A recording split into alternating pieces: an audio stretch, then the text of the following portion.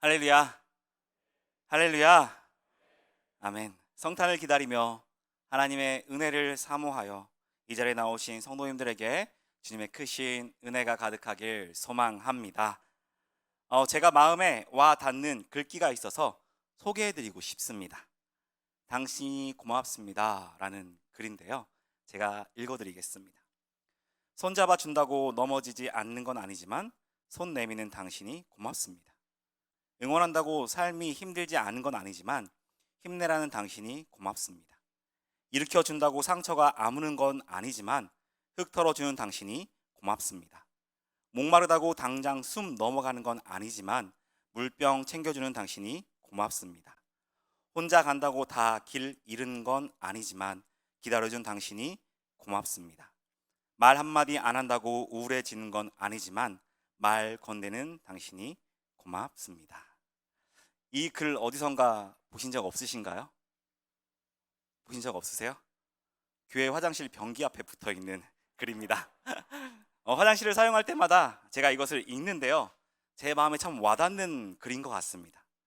지금 당장 나에게 무슨 일이 일어나는 것은 아니지만, 그 일로 인해서 나의 어려움이 해결되는 것은 아니지만 마음을 담아 내밀어주는 손, 위로의 말 한마디, 작은 행동 하나하나가 정말로 감사할 때가 있거든요.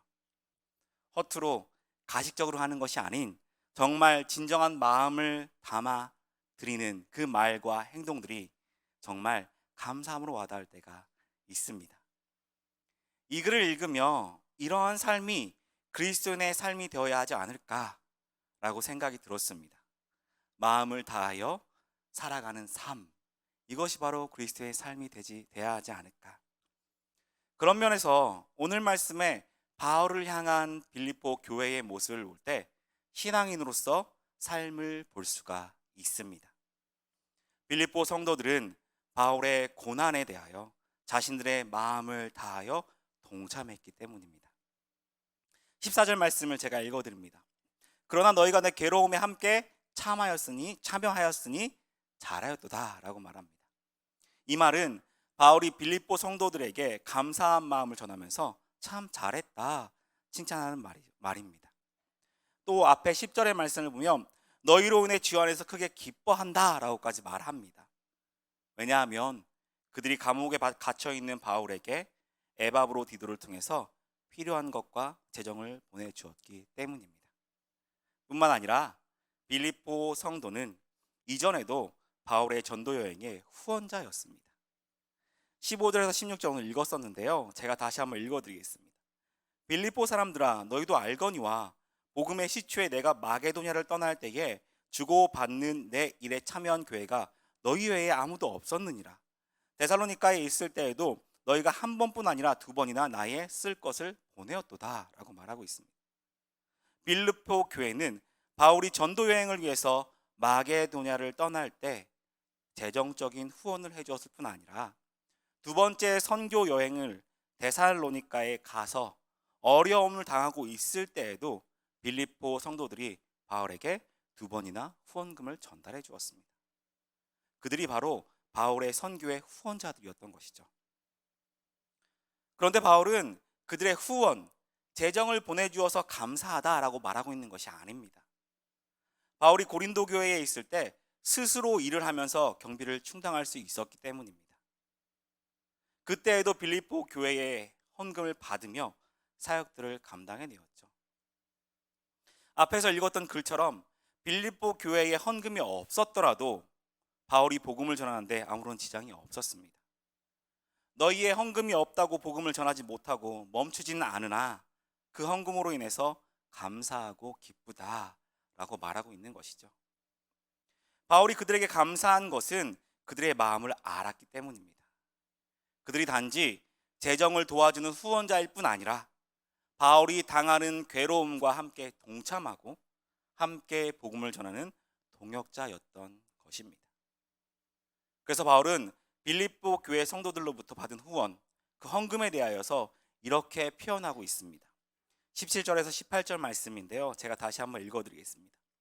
내가 선물을 구함이 아니요 오직 너희에게 유익하도록 풍성한 열매를 구함이라. 내게는 모든 것이 있고 또 풍부한지라. 에바브로 디도 편에 너희가 준 것을 받음으로 내가 풍족하니 이는 받으실 만한 향기로운 제물이요 하나님을 기쁘시게 한 것이라. 바울은 빌립보 교인들이 보낸 그 헌금, 그 물질들에 대해서 선물, 풍성한 열매, 향기로운 제물, 하나님을 기쁘시게 한 것이라고 표현하고 있습니다.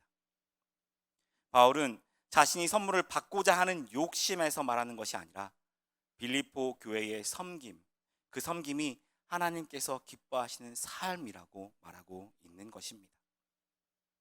로마서 12장의 말씀에서처럼 하나님을 향해 드리는 살아있는 제물로서의 삶을 그들이 살아가고 있다라는 것입니다.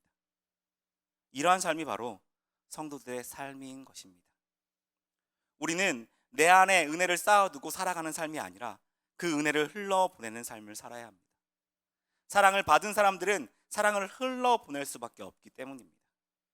위로부터 받은 사랑, 값없이 주어진 그 사랑과 은혜에 감사함으로 흘려보내는 삶을 사는 것이 바로 우리의 삶입니다. 그리고 그러한 삶이 바로 우리의 삶을 통한 예배가 되는 것입니다. 그때 우리를 통해 쓰러져가는 영혼이 일어나게 될 것이고 고통받는 영혼이 위로받게 될 것입니다. 죽어가는 영혼이 우리가 받은 은혜와 사랑으로 인해 다시 살아나게 될 것입니다. 그리고 그때 우리의 영혼 또한 위로받고 사랑이 채워지게 될 것입니다. 낮은 곳 아래로 흘려보내는 삶이 오히려 우리가 사는 길이 되는 것입니다. 왜냐하면 그것이 우리가 은혜의 길로 나가는 방법이고 주님을 만나는 길이기 때문입니다. 주님께서는 낮은 곳에 임하십니다. 공생의 기간 예수님께서는 낮은 곳을 찾아다니셨습니다. 고아와 가부와 가난한 자들을 찾아가 위로하시고 복음을 전하셨습니다. 그리고 하늘나라에 계셔야 할 주님께서 이 땅에 오신 것부터 낮은 곳으로 오신 것을 우리는 기억해야 합니다. 우리를 위해 낮은 곳으로 임하신 주님께서 우리에게 낮은 곳을 향하라고 명령하셨습니다. 그래서 우리도 낮은 곳, 사랑의 손길이 필요한 곳, 복음의 은혜가 필요한 곳을 향해 나아가야 합니다. 우리의 시간과 우리의 마음과 우리의 물질을 모두 드리며 헌신해야 합니다. 이러한 헌신은 하나님이 받으시는 향기로운 제물이 되고 하나님께서 기뻐 받으시는 제물이 되는 것입니다. 어려운 처지에 있는 사람에게 커피 한 잔을 사주고 힘들어하는 사람들의 말을 묵묵히 들어주고 그들의 기도 제목에 함께 기도해 주는 것, 작지만 거룩한 부담감을 가지고 물질로 돕고 물질이 아니어도 마음이 향한다면 그들은 그 마음을 통해서 주님의 사랑과 은혜를 회복하게 될 것입니다. 오늘 있었던 다음 세대를 위한 이 장학금 또한 그렇습니다. 기도함으로 감사함으로 작지만 마음을 다해 드리는 그 헌금이 다음 세대들의 믿음으로 나아가는 열매 맺는 씨앗이 되는 것입니다. 교회에서 받은 장학금을 통해 그들도 나중에 베푸는 삶, 주님을 위해 헌신하는 삶을 배운다면 그것 또한 참 감사한 일일 것입니다. 그리고 목자장으로, 센터장으로 임명되는 일, 그것 또한 그렇습니다. 코로나 이후에 센터 모임을 하는 것이 힘들고 사람들을 모으고 그들과 함께 예배하는 것이 힘이 들 것입니다. 센터장으로, 목자장으로 모든 일에 앞장서서 나가는 것이 부담될 수도 있습니다. 그러나 거룩한 부담감으로 기도하며 감당할 때에 그 섬김과 헌신을 통해 하나님께서 은혜를 부어 주실 것입니다. 목자장, 센터장들의 헌신으로 인해 성도들이 회복되고 더 나아가 우리 교회가 회복되는 역사가 일어나게 될 것입니다.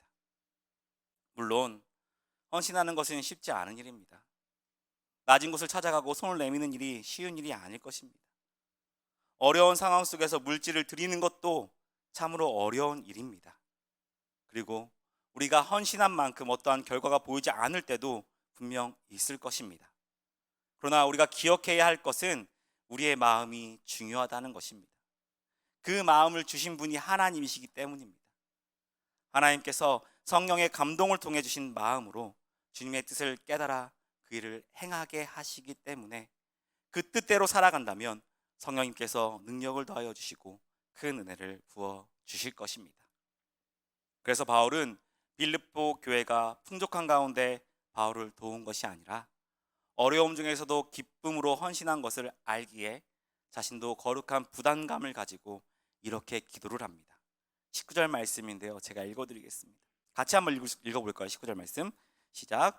나의 하나님이 그리스도 예수 안에서 영광 가운데 그 풍성한 대로 너희 모든 쓸 것을 채우시리라. 아멘. 하나님의 채우심은 단순히 물질적인 것이 아니라 성도들이 하나님과의 관계 안에서 그리스도인으로서 잘 살아갈 수 있도록, 그리고 하나됨으로 복음 사역을 잘 감당할 수 있도록 그분의 은혜를 얻는 것도 포함이 됩니다. 매일의 삶이 그리스도인의 삶, 주님과 함께하는 삶이 되도록 기도하는 것이죠. 저와 여러분이 이런 기도로 남을 위로하고 저와 여러분이 이러한 삶을 살아가시길 바랍니다. 성탄절을 기다리며 예수님 다시 오신 기쁨과 은혜가 가득한 이때에 우리만의 축제가 아닌 사랑이 필요한 것, 은혜가 필요한 것, 무엇보다 예수 그리스도의 복음이 필요한 곳을 향하여 나아가며 주님의 손에 쓰임받는 저와 여러분 되시길 소망합니다. 또한 우리의 삶이 하나님께서 받으실 향기로운 제물이 되어 풍성한 하나님의 은혜가 가득하시길 축복합니다. 기도하시겠습니다.